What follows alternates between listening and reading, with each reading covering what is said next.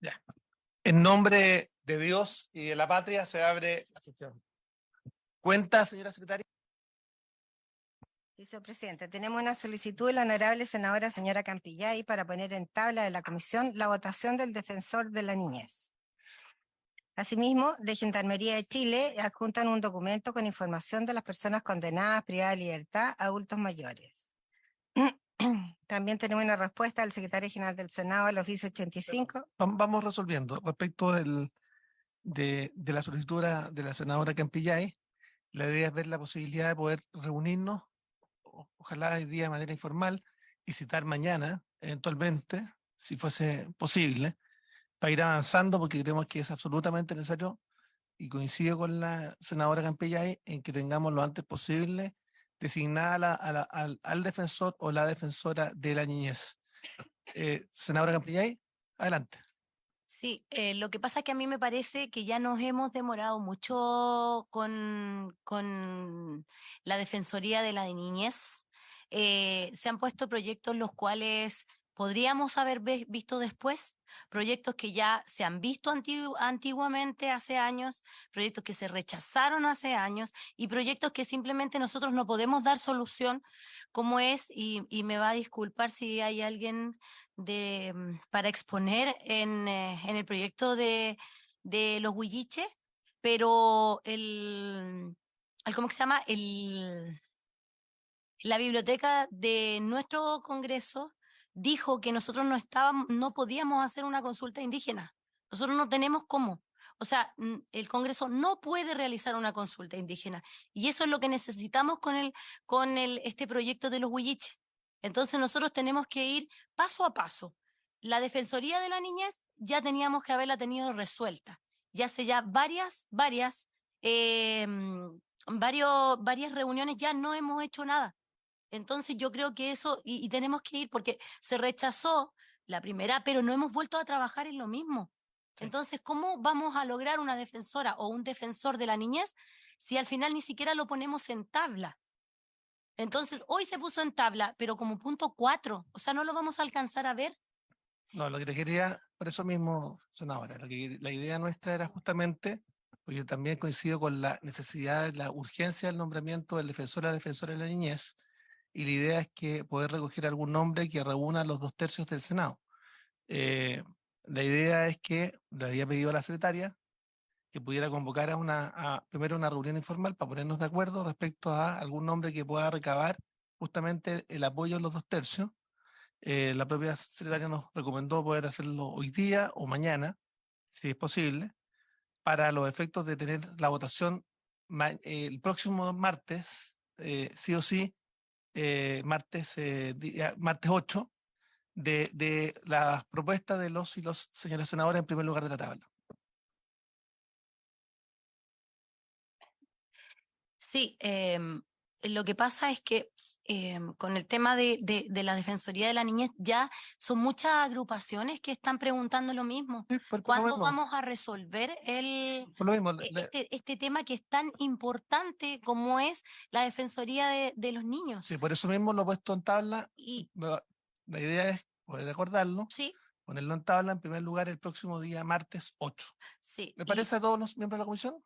Mm, Se resuelve. ya, y otra cosa.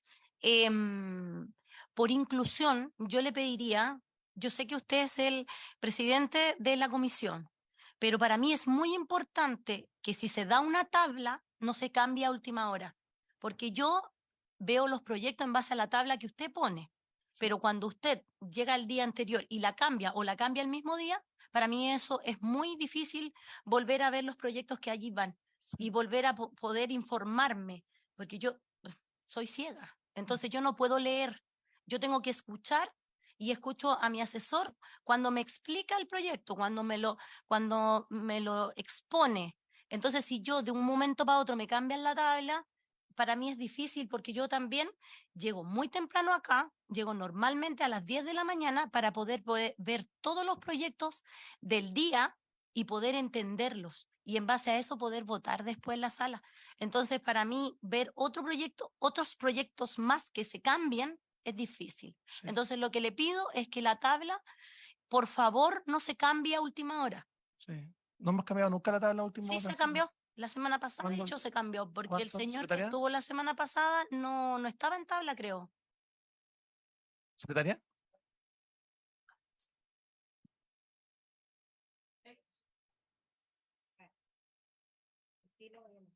Era primer lugar de la tabla. Sí, pero teníamos... Fue una sobretabla. ¿No? ¿Dónde está en sobre tabla, senadora?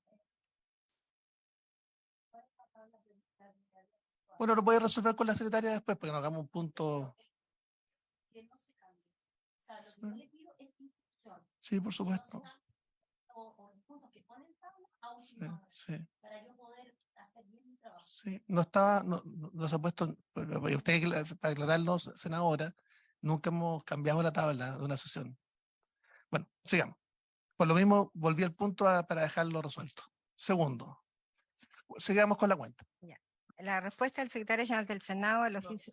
Gendarmería de Chile. Perdón. De Gendarmería de Chile, adjunta documento con información de personas condenadas, privadas de libertad, adultos mayores. Se excusó el director de Gendarmería para Ok. asistir a la sesión. Entonces, Todo este documento. la idea es que ese documento sea ingresado al proyecto en cuestión y también se puede imprimir el adjunto y poder mandárselo a los señores y señoras senadoras. Creo que está en incluso está en la propia carpeta de cada uno, ¿cierto? Así es, señor presidente. Muy bien, sigamos con la tabla. Tenemos la respuesta del secretario general. La respuesta del secretario general del Senado al oficio 85 de esta comisión respecto a la procedencia del trámite a la Comisión de Hacienda sobre el proyecto Boletín 12.862-17.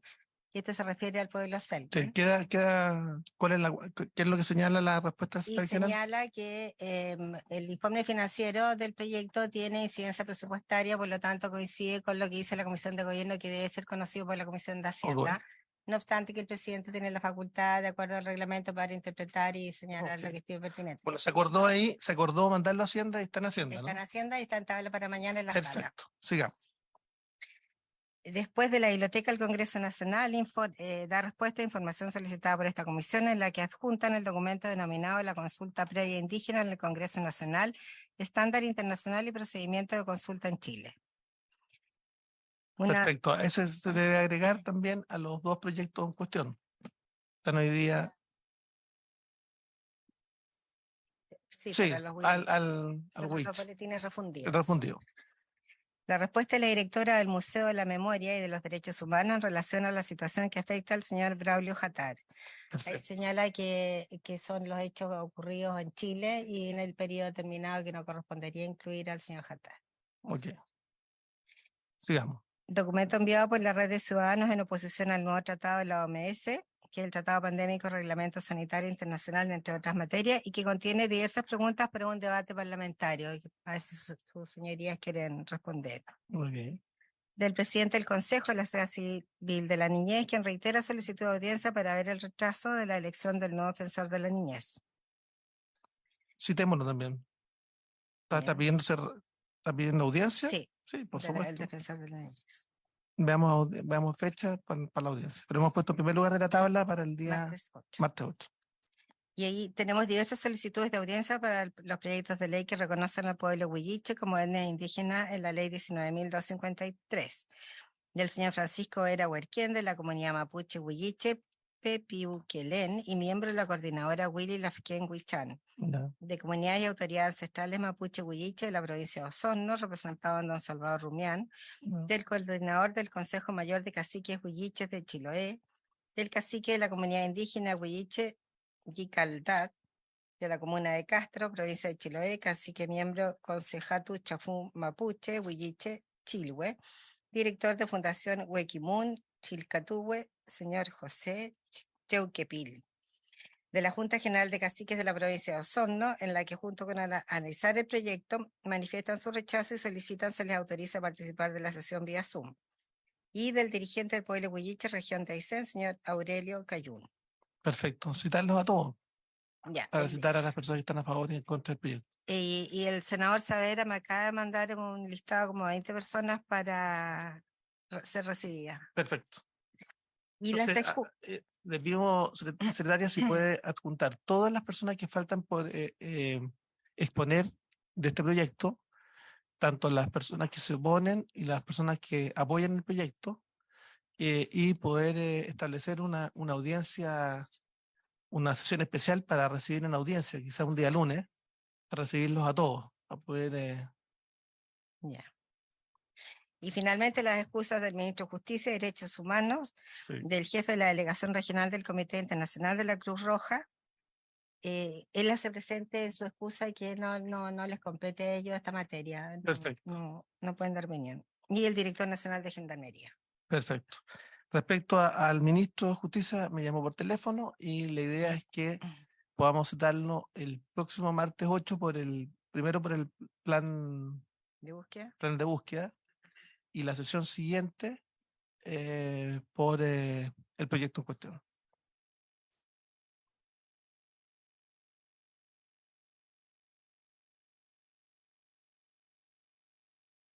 Eso sería ser presidente en materia de cuenta. Perfecto. Entonces, abriendo la tabla del día de hoy, para estudiar el proyecto de ley que regulariza el cumplimiento alternativo de penas privativas de libertad para condenados que padezcan enfermedad terminal o un menoscabo físico grave, que hayan cumplido determinada edad, boletín 16.036-17, ha sido invitado el abogado señor Juan Carlos Manrique para dar su opinión jurídica sobre el particular. La idea es que podamos recibir también, la idea era invitar al Ministerio de Justicia, al Ministro de Justicia que se excusó, también al INDH, que también está acordado, y también si algún otro senador o senadora pudiera incorporar nombres para poder ser escuchados. También las asociaciones de víctimas, que también había pedido la senadora Campillay.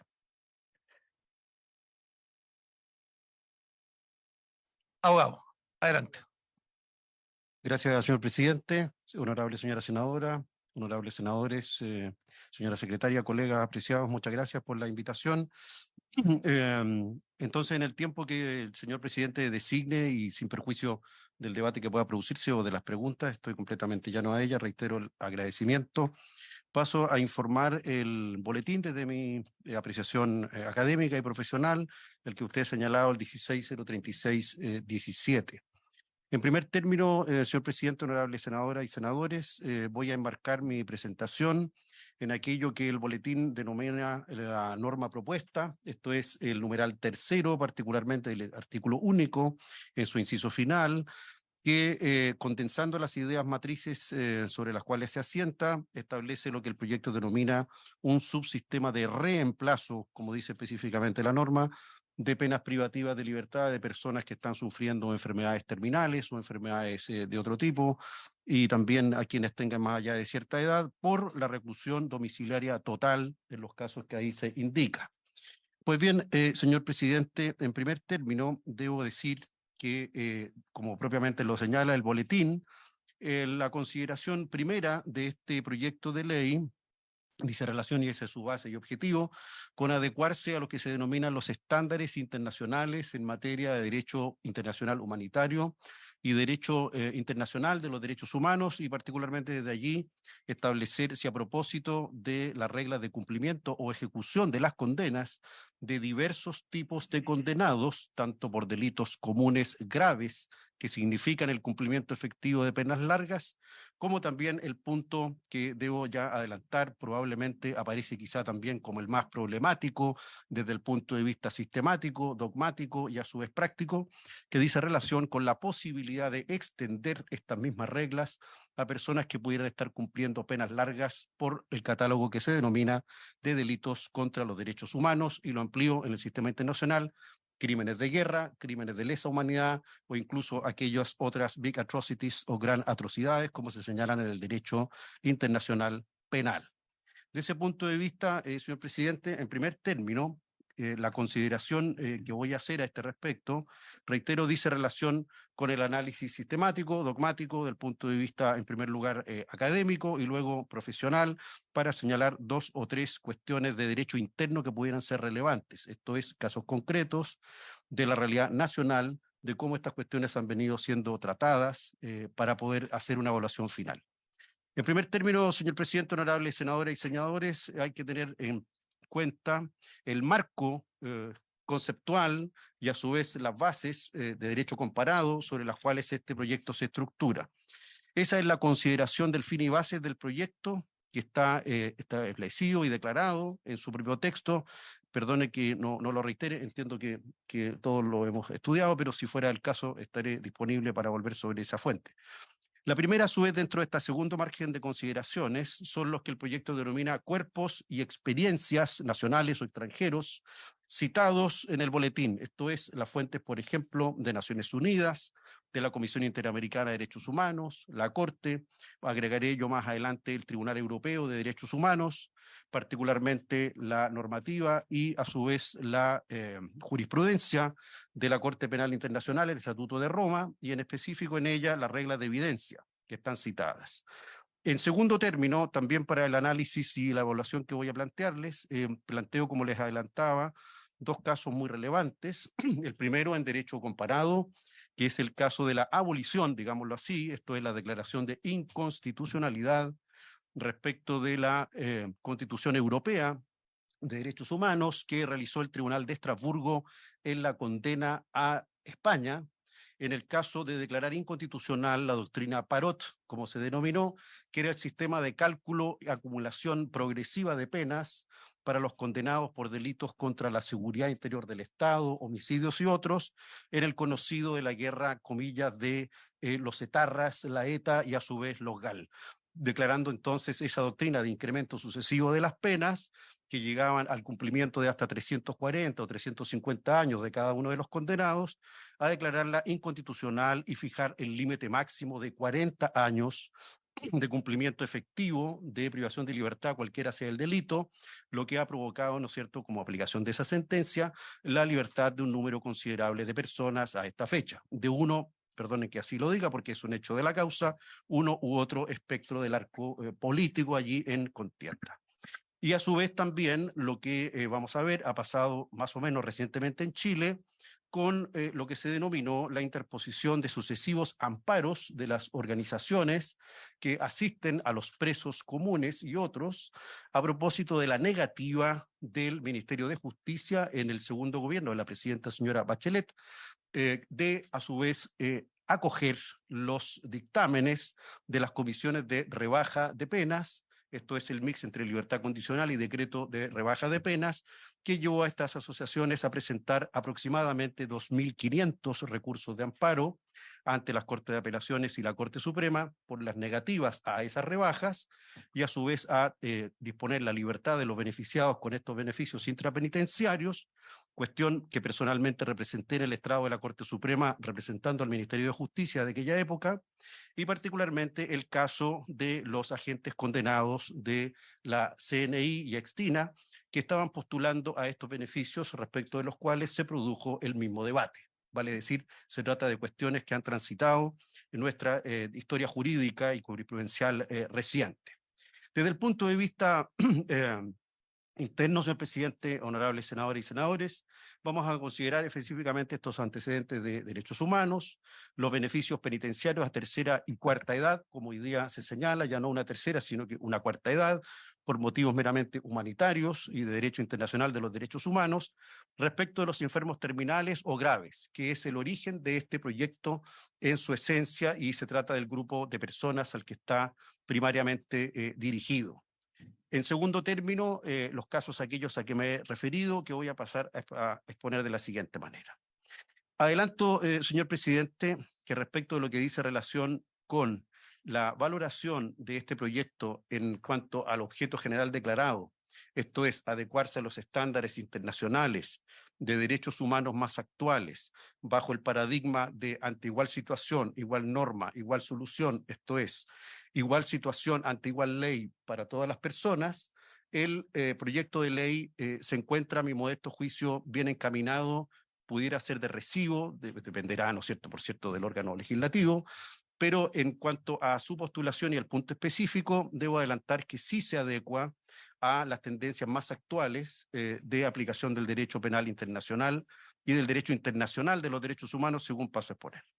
El primer tema que es interesante plantearse en este tercer nivel de mi análisis es si efectivamente en materia de delitos comunes graves, con penas de ejecución larga, de cumplimiento efectivo, así como en otro grupo de delitos que no sean los comunes, entiéndase directamente, delitos de lesa humanidad, delitos contra los derechos humanos y o crímenes de guerra, que son de competencia de la jurisdicción internacional, existe lo que se denomina el derecho a obtener el cumplimiento íntegro de la pena de parte de la víctima. Realizado una averiguación comparativa de las legislaciones más actuales en Estados Unidos, en Francia, en Inglaterra, en Alemania, las tendencias del Tribunal Europeo de Derechos Humanos que ha adelantado, y particularmente también la jurisprudencia y la regla de evidencia de la Corte Penal Internacional, y allí dentro de los últimos 6 fallos más relevantes de las investigaciones que se han llevado, la tendencia actual a nivel comparado es que no existe tal derecho pretendido al cumplimiento íntegro de la pena de parte de la víctima o sus continuadores, porque atentaría, según veremos, contra 2 supuestos esenciales de lo que es la pena.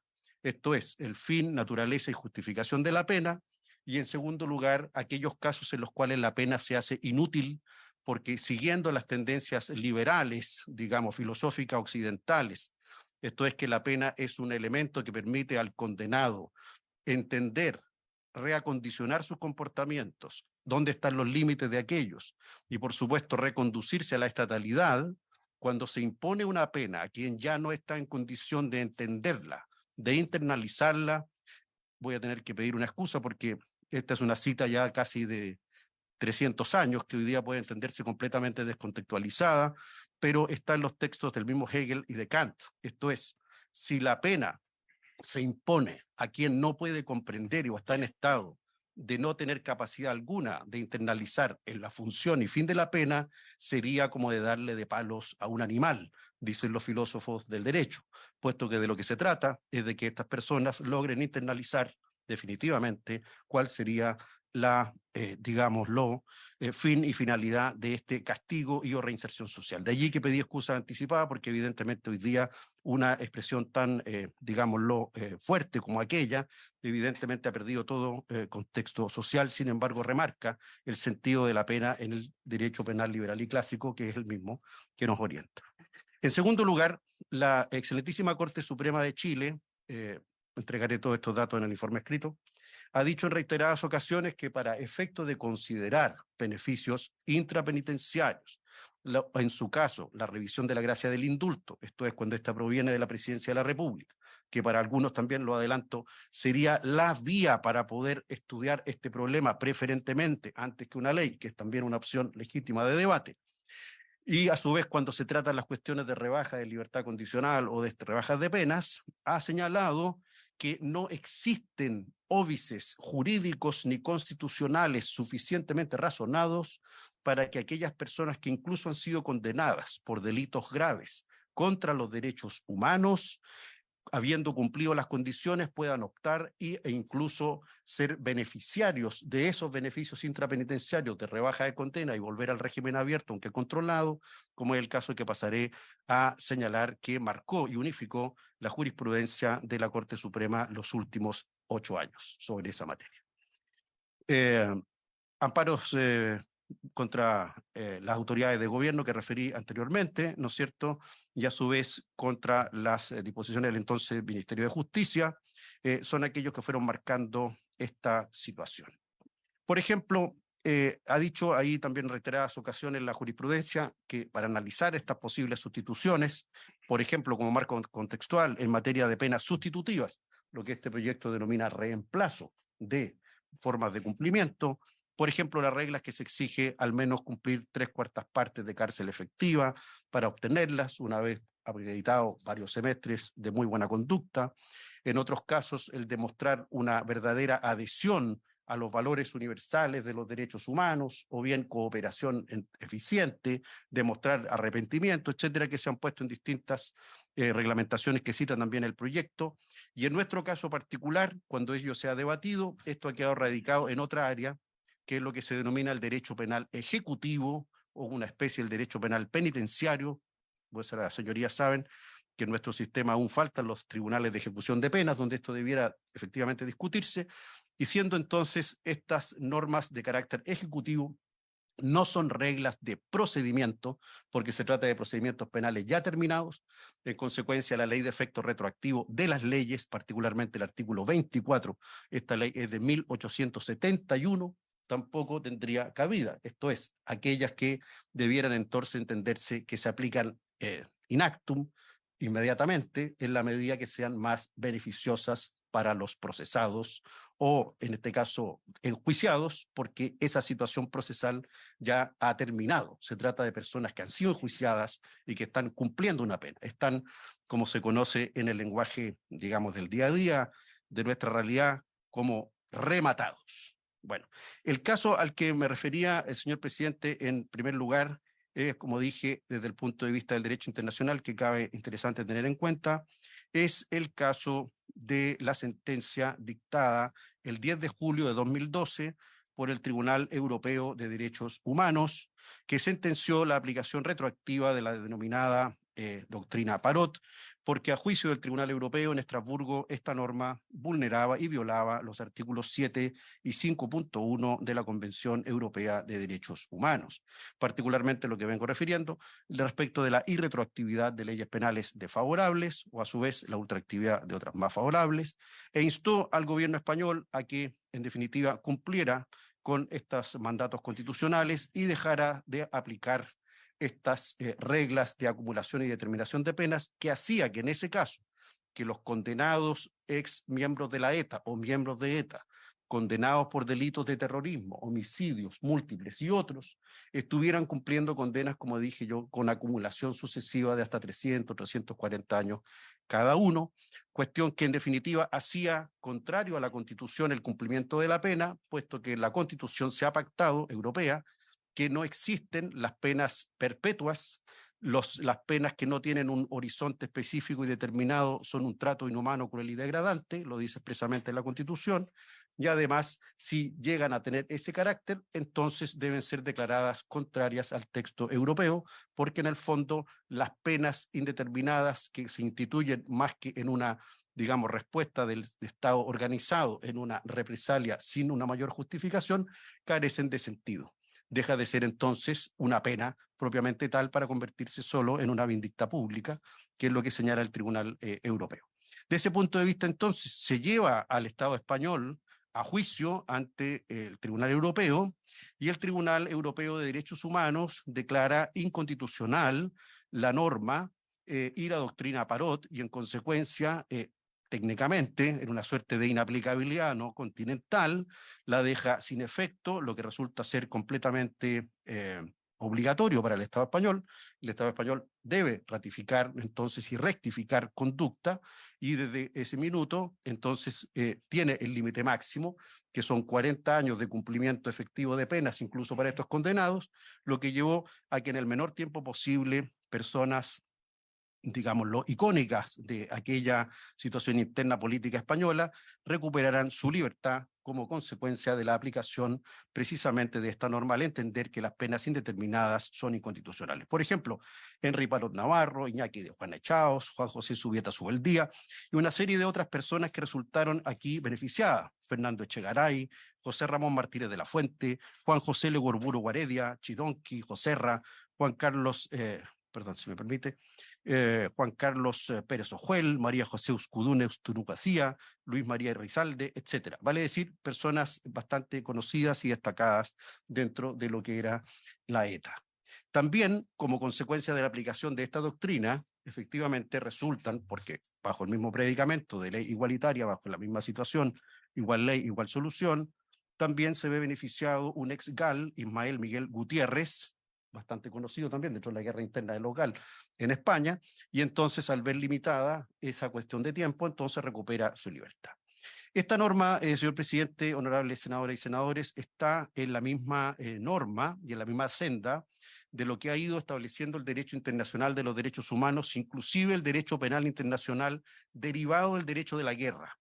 Esto es, por ejemplo, en las reglas de evidencia de la Corte Penal Internacional, en las regulaciones sobre los delitos de lesa humanidad, los delitos de guerra, 4 y 7 del Estatuto de Roma, El límite máximo de cumplimiento de una pena efectiva, incluso para los crímenes más atroces en el mundo, que son los de lesa humanidad, guerra, genocidio, digamos, esclavización de niños para convertirlos en soldados, violación de niñas para entregarlas en pago a grupos tribales en guerra, que es lo que ha ocurrido en los últimos fallos establecidos en la Corte Penal Internacional, tienen un límite máximo de 30 años. O sea, la Corte Penal Internacional para las grandes atrocidades, que es un pacto global establecido al amparo de Naciones Unidas y del Consejo de Estados Parte, establece incluso 10 años menos de cumplimiento efectivo para las más grandes atrocidades a nivel global, que lo que establece efectivamente el Tribunal Europeo, tratándose incluso de delitos contra los derechos humanos propiamente dichos. Son, digámoslo, los crímenes más atroces que se pueden encontrar, por cierto, en el sistema jurídico comparado internacional, porque efectivamente afectan bienes jurídicos de la comunidad internacional toda. En nuestro país, señor presidente, en esta línea, los últimos años, efectivamente se ha ido avanzando también y se ha intentado en más de alguna oportunidad, así lo dice el boletín, por diversas posturas, diversos honorables diputados, honorables diputadas, senadores, penalistas muy destacados, plantear también esta cuestión desde distintos puntos de vista. Algunos, como lo dice el mismo boletín, como propuestas tópicas en proyectos de ley particulares, algunos del exdiputado y penalista reconocido a nivel mundial, como don Juan Bustos, otros presentados en el ámbito de la discusión de la modernización del indulto, de la gracia del indulto, otros como este a nivel de un proyecto de ley emanado de la Cámara Alta. Pues bien, en este punto debo decir que en nuestro país en particular resulta de especial relevancia, señor presidente, volver a tocar lo que ha sido la práctica nacional sobre esta materia. Mire, en la práctica nacional sobre esta materia, la cuestión que se viene a plantear es doble. Digámoslo derechamente. No hay mayor problema en considerar la posibilidad de introducir este tipo de proyectos de ley tratándose de delincuencia común, grave, esto es, los delitos más serios de nuestro sistema penal, por ejemplo, violación con homicidio, robo con homicidio, homicidios calificados, etcétera, que están en el Código Penal o leyes especiales, para incluso en dos situaciones, penas largas de cumplimiento efectivo que no sean un perpetuo efectivo calificado, que sabemos que llegado el minuto tienen determinados requisitos para postular a estos beneficios, y otros son los denominados delitos de lesa humanidad al amparo de las nuevas reglamentaciones de hace pocos años, o bien lo que se fue fallando conforme al Ius Cogens, esto es el recogimiento de las tendencias de derecho internacional. En ese punto, la pregunta central en este segundo grupo es si procede o no la posibilidad de entregar beneficios, conmutaciones o reemplazos a personas que han estado en estas especiales situaciones de salud. Pues bien, en primer término, hay que decir que sobre ese punto, efectivamente, nuestro país las ha aceptado, incluso recientemente, en el contexto de la pandemia por COVID, y se dictó incluso una ley especial, ¿no es cierto?, que se aplicó con bastante fruición, digamos, a nivel incluso de recursos de amparo, a nivel de recursos de protección, que fue la ley 21.228. Que efectivamente, como bueno, el apreciado colega bien sabe, efectivamente generó también una rica jurisprudencia, aunque reciente, sobre esa materia. El punto es otro. El punto es si a propósito de esas normas uno puede decir lo mismo para estas sustituciones de penas, siguiendo esos mismos principios, sin desconocer el sistema jurídico y la universidad del mismo, particularmente la sentencia 8574-2020 del Tribunal Constitucional y otras que también dejaré en mi informe, si efectivamente en ese caso este tipo de cuestiones como la que plantea este proyecto es admisible. Mi respuesta debe ser favorable. ¿Y por qué debe ser admisible en este caso? Porque siguiendo en adelante, inclusive dos de las grandes objeciones que se han hecho. Uno, que en materia de delitos denominados de lesa humanidad o contra los derechos humanos existiría este pretendido derecho al cumplimiento efectivo de una pena. Despejado ese asunto, como que efectivamente ese derecho no existe, sino que dice relación con las realidades internas de cada ordenamiento. Y en segundo lugar, en lo que dice relación con que normalmente los sujetos condenados por graves delitos contra los derechos humanos son sujetos irreconducibles a la estatalidad, porque podrían ser considerados de alguna manera peligrosos psicópatas criminales, las nuevas tendencias psiquiátricas forenses, particularmente lo que se ha obtenido desde las neurociencias, ha entregado una serie de baterías, por ejemplo, para el, comillas, tratamiento en libertad reducida o libertad controlada de este tipo de personas, incluso si se hiciera esa objeción que estuviera científicamente acreditada, que ha sido perfectamente admisible, por ejemplo, en el norte de Europa, en Francia o España, como también lo señalo en mi informe, y puede verse en la práctica cómo esta ha dado resultados, ¿no es verdad? Porque efectivamente se trata, incluso en esos casos en que esa situación está acreditada, de personas que en un sistema de control en libertad o semilibertad pueden todavía ajustarse a la estatalidad y las normas. El asunto, adelante, el asunto dice relación entonces con lo final. Esto es, si efectivamente, en este caso, este proyecto, además, se ajusta o no a esta tendencia y normas. ¿Por qué decía que sí? Porque en el caso particular de Chile, la excelentísima Corte Suprema se ha planteado y ya se ha pronunciado al respecto. Mire, decía yo que en el segundo mandato de la presidenta Bachelet, efectivamente, las asociaciones de presos, comillas, comunes y otros, plantearon estos recursos de amparo a propósito de la negativa del Ministerio de Justicia, en principio, de darle curso debido inmediato a estas resoluciones, porque en definitiva, el gobierno no estaría cumpliendo, digamos, con las resoluciones. Esto se resolvió a través de recursos de amparo en que la excelentísima Corte Suprema, y particularmente en un caso emblemático, que fue incluso cubierto por medios abiertos, el caso del ex agente de la DINA, Nelson Paz, dijo expresamente que era imposible o no era sostenible del punto de vista constitucional, legal, administrativo y jurisprudencial oponerse a la posibilidad de reducir la condena u otorgar una libertad condicional a esta persona que había sido condenada, que está a su vez con otros procesos pendientes, pero que había cumplido con los requisitos objetivos para optar a la rebaja de condena y por tanto a la mixtura que producía el decreto con el sistema de libertad condicional y en consecuencia acogió el amparo, le otorga al condenado la posibilidad de optar a este beneficio penitenciario, entiende que lo que se había hecho hasta ese minuto no tenía una mayor justificación y dice expresamente, a propósito de haber tratado lo de la doctrina, particularmente de la aplicación de la doctrina Parot en Chile o las reglas internacionales, que en nuestro caso, aun cuando se entendía que esa podía ser una bien y buena inspirada limitante de derecho internacional, al no existir una norma interna en nuestro sistema de igual valor o jerarquía, en consecuencia no había posibilidad alguna de exigirle a esas personas que pasaran más tiempo preso que el que decía la condena, o incluso si habían cumplido los requisitos objetivos para rebajarla, de tal manera entonces que no existía posibilidad alguna de sostener razonablemente un óbice u obstáculo para evitar que gozara del beneficio y por tanto se lo concedió.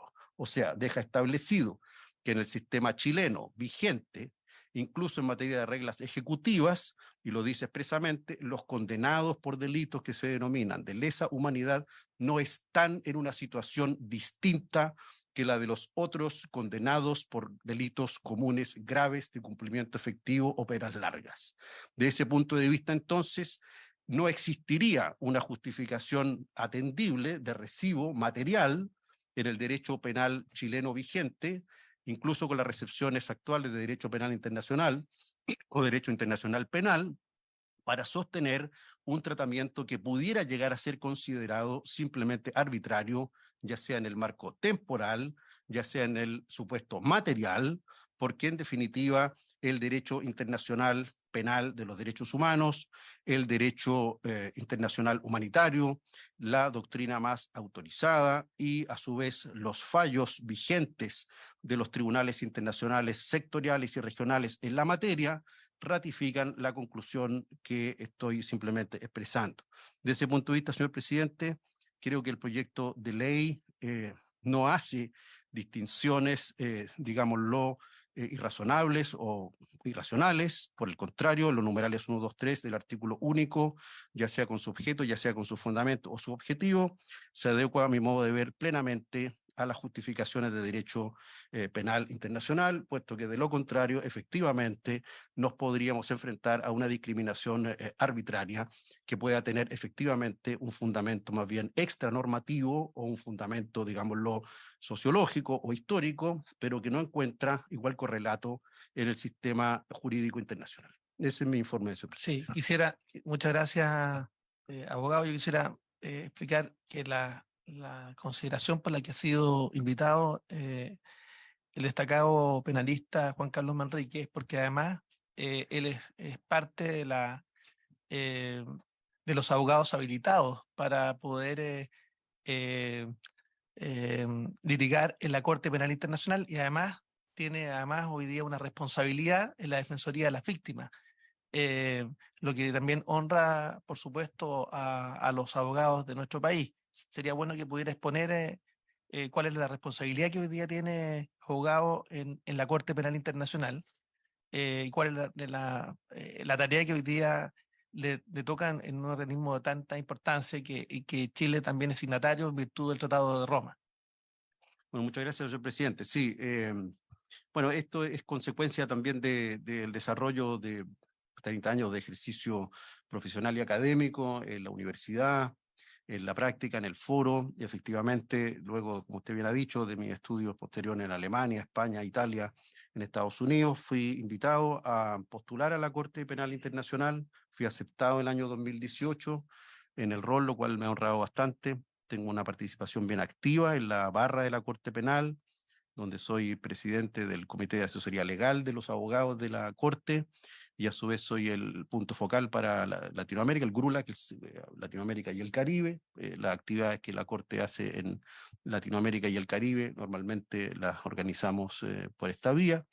Y a su vez al interior de la Corte, efectivamente, además formo parte de los grupos litigantes y de quienes reciben consultas, de aquellas, como usted comprenderá, y le pido la excusa del caso, en reserva de grupos de personas o grupos nacionales en materia especialmente sensible, que deben ser resueltas y muchas de las cuales incluso en este minuto impactan en la región latinoamericana y en otro lugar del mundo. Así que en términos generales esa es la función que ahí cumplo. Muchas gracias, abogado. Muchas gracias también por asistir en el día de hoy y por esta versada exposición. Yo no sé si los señores senadores quisieran hacer alguna pregunta sobre el particular.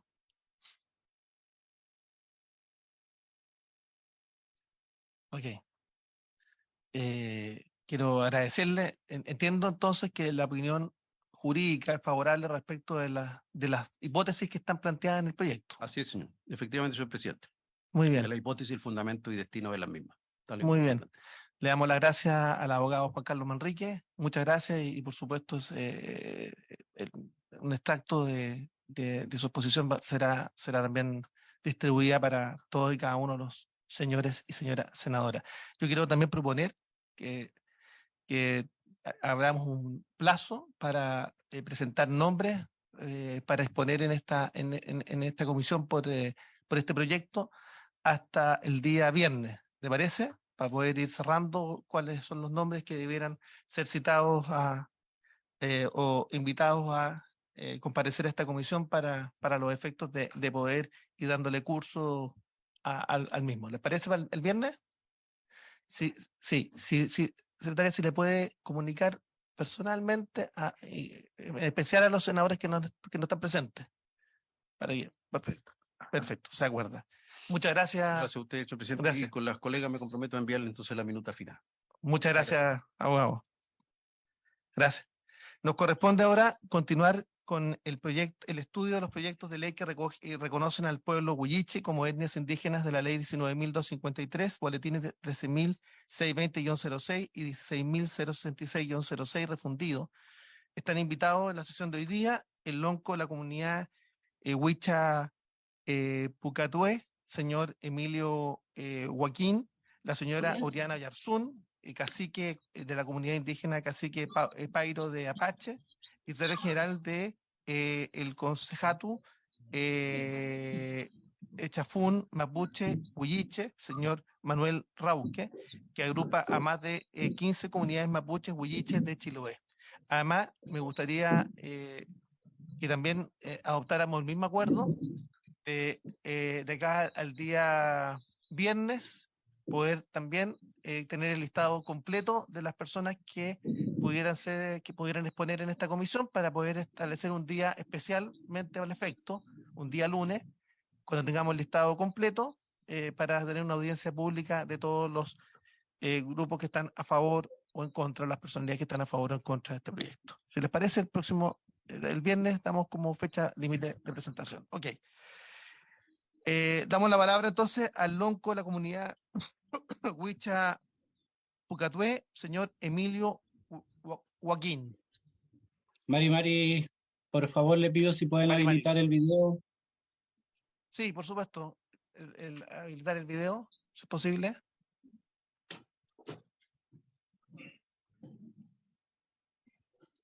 Sí, también queremos autorizar a la comunidad que quería estar presente y quería acompañarnos vía Zoom. Así es, ¿se acuerda entonces? Perfecto, ahí estamos. Adelante, por favor. Mari, estimados parlamentarios y parlamentarias de la Comisión de Derechos Humanos del Senado de la República de Chile.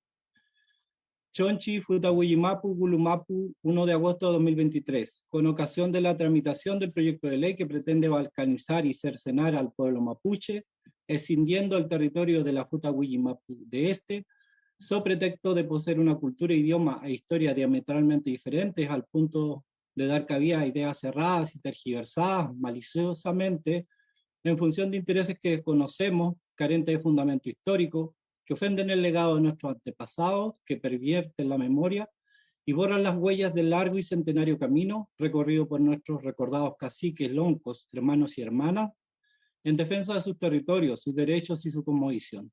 Razones por las cuales se transforma en un deber pronunciarme en mi calidad de lonco del pueblo mapuche huilliche sobre dicho proyecto, señalando los siguientes puntos. 1.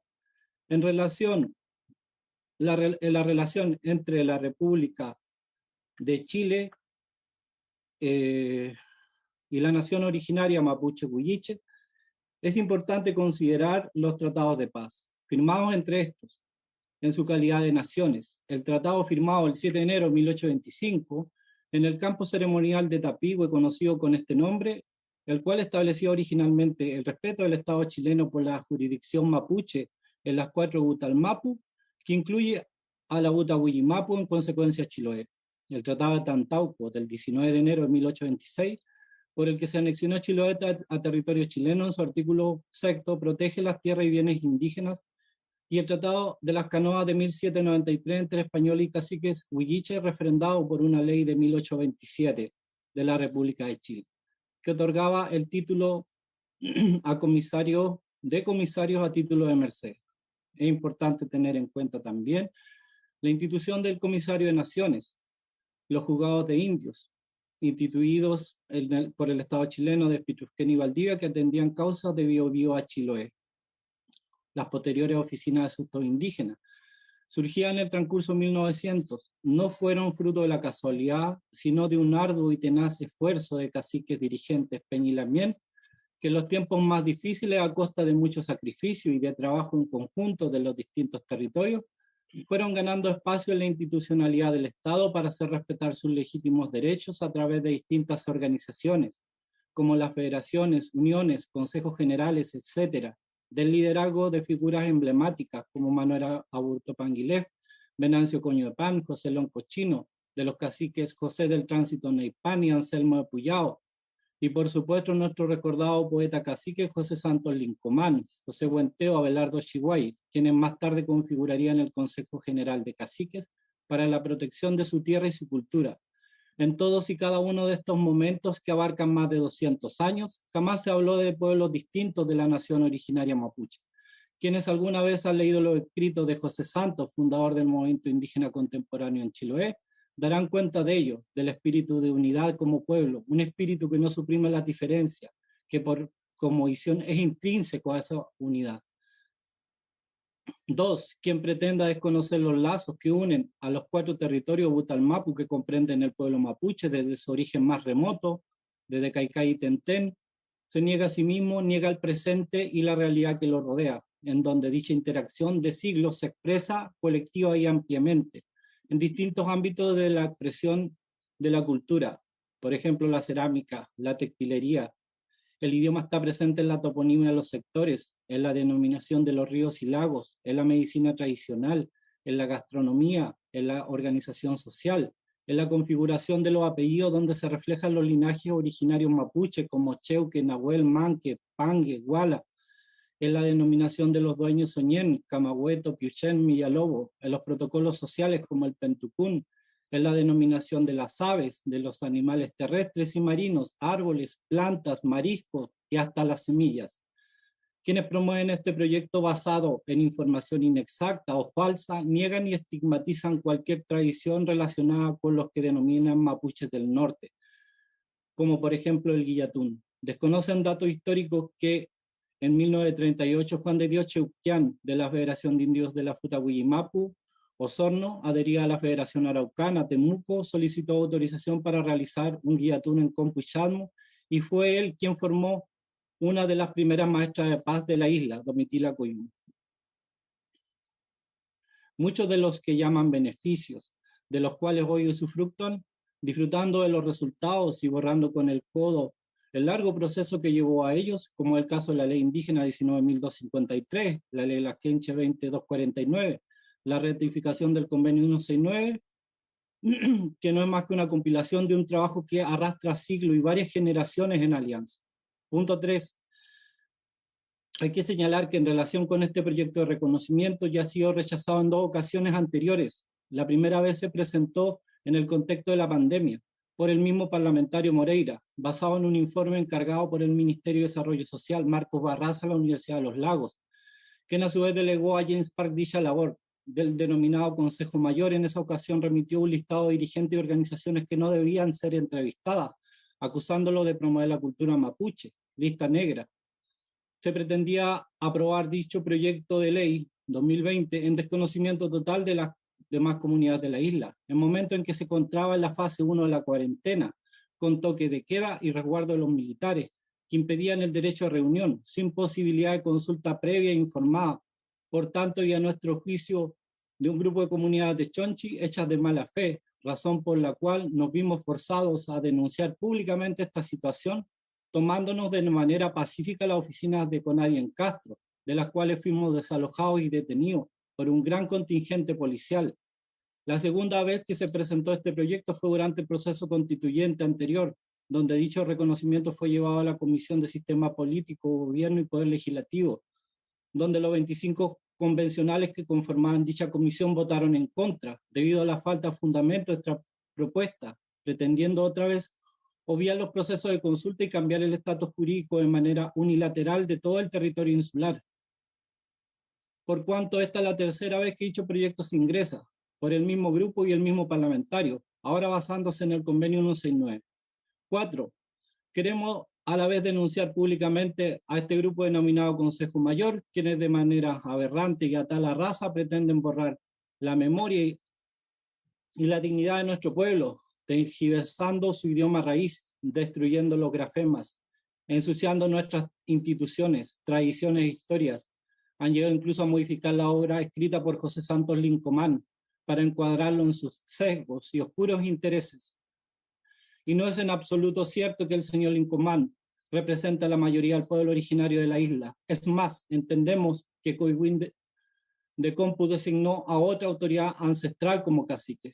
Tal vez lo único cierto es que el señor Lincomán y otros dirigentes del Consejo Mayor han provocado la mayor destrucción de bosque nativo en el territorio de la isla, que por lucha de los antiguos fue devuelto a las comunidades. Miles y miles de hectáreas devastadas, destruidas a tal raza, demuestran el desprecio al sagrado vínculo con la madre tierra Oñuquetú y el contexto mundial y los compromisos del Estado, como el Acuerdo de Kioto y París, situación de la cual requerimos las más severas investigaciones y sanciones. Respecto al señor Naín, residente en el sector Huyinco, en Chonchi, podemos decir que ninguna de las comunidades agrupadas entre el lago Huillinco y Cucao, comparte su visión, y agregamos el comunicado de dichas comunidades en la presentación que fue enviada a Secretaría.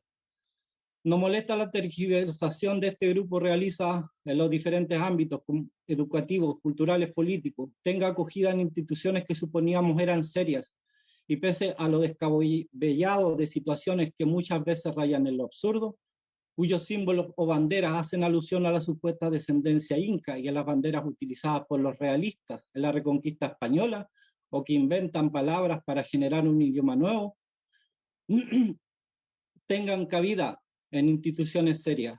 Nos preocupa que en muchas escuelas de Chiloé, especialmente en Castro, con el beneplácito del alcalde y la corporación municipal, los educadores tradicionales provenientes de este grupo impartan clases en el área de lengua indígena, promuevan la estigmatización hacia el pueblo mapuche y la ignorancia en nuestros niños y niñas. Pese a ser denunciado, el Estado y los gobiernos locales no han tomado ninguna acción definitiva. Se anexa denuncia a Superintendencia de Educación. 5. Queremos manifestar nuestra más profunda decepción con los profesionales y empleados públicos, casas de estudio como la Universidad de Humanismo Cristiano y museos como el de Castro, con su intervención en esta moción llena de ambigüedad, de vaguedades, falta de respeto a las casas, territorios y memoria de la nación originaria. Luego de escuchar los argumentos de los señores Campos y Beroiza en la primera sesión, a quienes no conocemos nos resultan a lo menos insólitos hablar con tanta propiedad y desconocimiento acerca de nuestro pueblo, sus apreciaciones profesionales, su metodología y análisis. No pueden admitirse como una verdad jurídica que representa la ley, sino apenas pasan de ser una hipótesis, más de las tantas que existen en torno a nuestros pueblos. No es posible que una ciencia cuyas metodologías cualitativas se basan en la observación y la descripción no aborden, por ejemplo, la toponimia presente en las carreteras de Chiloé, que reflejan claramente un idioma raíz, una fonética determinada, e incluso momentos en la historia insular donde el español, mapuzungún o chezungún se mezclan, en tanto que su desconocimiento del idioma o un estudio de otros territorios, incluido el mapu, es nulo, por ejemplo, para afirmar que hay características únicas sin haber cotejado que se presenten en otros territorios, o rebusquen criterios de ancestría genética sin contrastar diferentes fuentes, y sus mismas hipótesis. Fuera así, según los estudios realizados por profesionales del área de la oncología de la Universidad de Chile, en estudios relacionados a la propensión natural hacia el cáncer biliar, se establecen que entre el 40 a 50% de la sangre de los chilenos corresponden a pueblo mapuche, desde la cuarta región al sur. Significa entonces, bajo su hipótesis genética, que más de la mitad de Chile podría declararse mapuche. No es posible que no hayan menciones precisas de bibliografía, que sus entrevistas hayan sido a un grupo tan acotado, que no se mencione la obra de José Santos, que no se mencione ni se analicen los levantamientos y rebeliones de 1600, 1648 y 1712, porque no encuadran en su narrativa del proceso de la recta provincia de 1881, que prohibió el uso de nuestro idioma y los oficios relacionados a medicina y espiritualidad originaria, en la que fue encarcelado nuestro tatarabuelo Fernando Joaquín, de la obra de Cañas Pinochet, etc. Tal vez la inexistencia de información fidedigna acerca de nuestra historia y cosmovisión de Mapuche, Huilliche y Chiloé para el conocimiento estudio de la población en general en espacios públicos como el Museo de Castro responda a una forma de racismo por omisión presente aún en un segmento de la población chilota. Sea como sea, dicha opinión y conclusiones minan las relaciones de confianza, especialmente con las universidades y profesionales de las ciencias sociales. Y sexto, para concluir, queremos de corazón, pedimos a vuestra comisión abordar este proyecto con seriedad y el análisis que requiere la formulación de una ley, lo cual no nos cabe la más mínima duda es el anhelo de todos los senadores y senadoras que componen la Comisión de Derechos Humanos del Senado de la República. Recibimos gratamente la solicitud del presidente de la comisión que requiere al Ejecutivo dar urgencia a la tramitación de la oficialización de las lenguas originarias y de este modo fomentar su protección, conocimiento y difusión, algo que a la vista se requiere. A través de esta instancia queremos se atiendan todas las situaciones denunciadas en esta presentación y por las demás organizaciones, autoridades tradicionales y dirigentes de nuestro pueblo. Enviamos a ustedes vía correo electrónico a la Secretaría de la Comisión esta presentación y anexos complementarios de los señalados. En definitiva, que obre con justicia y buena fe, respetando los tratados sostenidos por la República, no dar pie a vaguedades y vislumbrar los alcances de largo plazo, que los precedentes de dividir al pueblo mapuche vayan a ser usados para dividir otros pueblos originarios, incluso la nación chilena. Esta presentación es respaldada por más de 204 firmas que incluyen más de 36 comunas de Chile y 76 organizaciones y autoridades tradicionales, jurídicas, rurales y urbanas, que a su vez representan a más comunidades y asociaciones, todas ellas detalladas a continuación. Adicionalmente, se suman los distintos comunicados y declaraciones de otras organizaciones, como la Asociación de Comunidades de Huillincucucao, Huillilafquén, Consejo General de Cacique de Chiloé, y se hace presente a la comisión que la Ulmen Arturo Camiao remitió una carta a la comisión en su calidad de autoridad ancestral de la Futagüillimap. No voy a dar a conocer por temas de tiempo las comunas, pero aparecen dentro de la presentación detallada. También las Emilio, organizaciones aparecen sí, detalladas. sí, don Y Emilio. solamente quiero cerrar con despidiéndome, como yo le digo, y deseándole un abrazo desde el archipiélago de La Gaviota.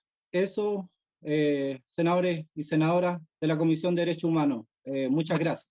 Muchas gracias. Muchas gracias, Emilio. Le pido, por favor, si puede remitir la presentación completa para los efectos también, no solamente incorporarlo, pido que se incorpore el texto completo de la intervención de don Emilio Joaquín, ¿les parece, de la comisión?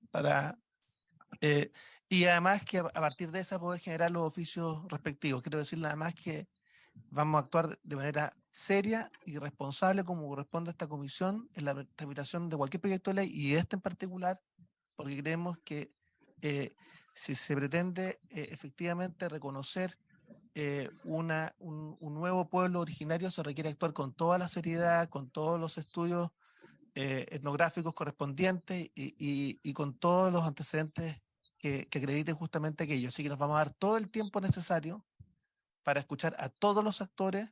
Me parece muy interesante también la posición que ustedes han abordado y hemos acordado también en esta comisión que hasta el viernes 4 vamos a recibir todo el listado de organizaciones que están a favor o en contra para los efectos de escucharlos a todos primero y luego adoptar una decisión respecto a la persecución o no del proyecto de ley en cuestión. Así que primero agradecerle, Emilio, A por ustedes. por esta detallada y versada exposición. Muchas gracias. Muchas gracias a ustedes. Habiéndose cumplido el objeto de la sesión y habiendo por la hora, nos quedará para la siguiente sesión la señora Oriana Oyarzún y el señor Manuel Rauque, que también representan a otras 15 comunidades mapuches huilliches de Chiloé. Muchas gracias. Se levanta. Recording stopped.